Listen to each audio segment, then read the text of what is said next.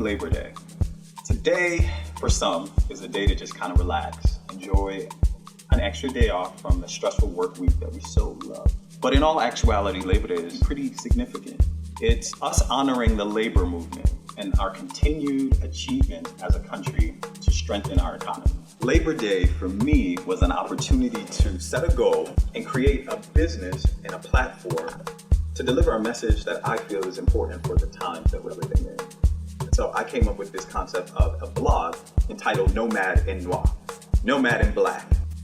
It's kind of funny how I got the name. In a conversation with my aunt, who lives in St. Lucia, born and raised. My mom is also from St. Lucia. And she's the last sibling amongst her brothers and sisters to live on the island. We were talking one day and she said, where do you live now? And I said, I live in South Carolina. And she said, wait, in Creole though, so it's a little funny. She said, wait, you moved again? Like, what are you, a nomad in black? You're always moving and you're comfortable with it. I admire you for that, but I worry that you'll never settle down. And I kind of took that conversation to mean two things. It was actually okay for me to embrace being a nomad. After that conversation, I started calling myself a nomad, more intentionally. And it kind of led to this project. The project itself, the blog itself, came out of a few things. I had gone to Haiti on a trip, a vacation. I was invited by a friend, and this friend had a mission. He wanted to help people understand that Haiti was a great place to vacation.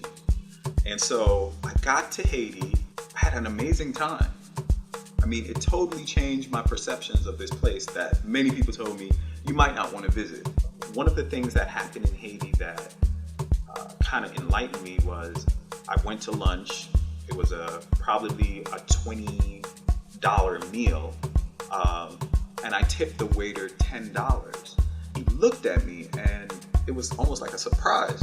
So I asked my friend, like, did I do something wrong?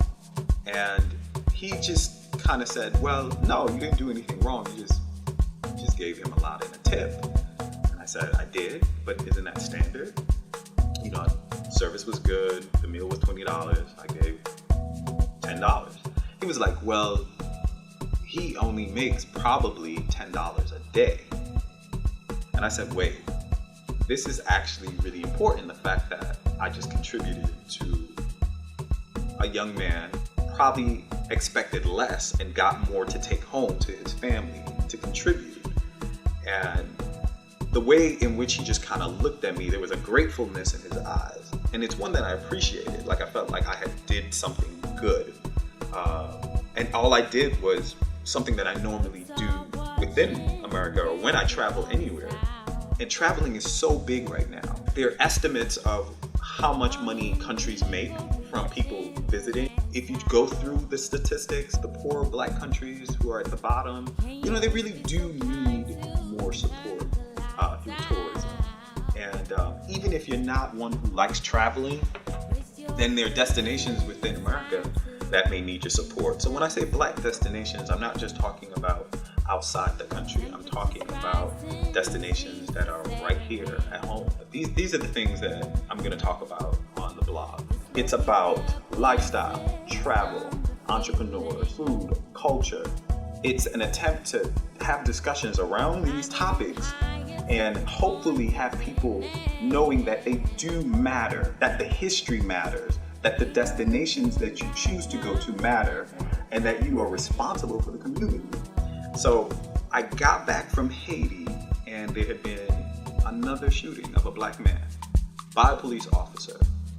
And at that point, things changed for me. It really struck a deep nerve because the education, the degrees, the clothes, the status, none of that made me feel that I was protected as much as I did before. All that stuff does not protect me from racism. And in conversations with close friends at different stages in life, ages, the microaggressions they had dealt with, the blatant racism they had dealt with, it just all became too apparent to be ignored. So I wanted to figure out how could I actually impact a movement to help the black community become a little more conscious, socially aware, and self-aware. so this blog is my way of showing that I'm indeed fed up, that I do want to see change, and that I do want people to try to empower the communities they come from, and find out more about themselves in the process historically. I dare you to find yourself. And that's what I will keep saying over and over. I just dare you to find yourself.